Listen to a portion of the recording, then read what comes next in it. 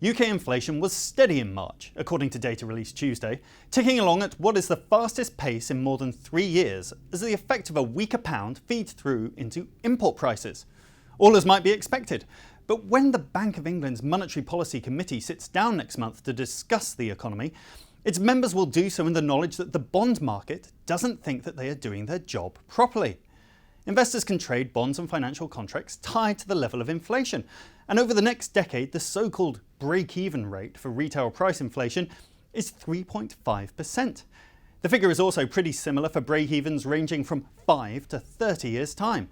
For such bets to pay off, inflation needs to be on average higher than the break-even rate.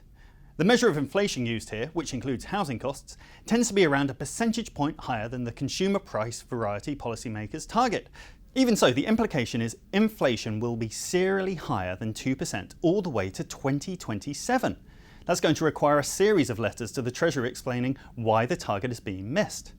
Now look at market prices another way, and the inflation-adjusted or real 10-year interest rate for the UK economy is minus 2.4%. That's the lowest it has been in at least 25 years.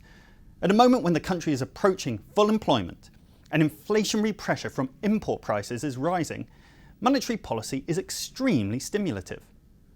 What is strange, however, is that many investors and strategists say that they share the view of policymakers, that import inflation will prove temporary, so we should look through it.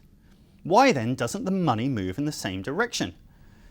If you look at the desire for safe, cash-like assets as Brexit unfolds, well, that has suppressed short-term bond yields.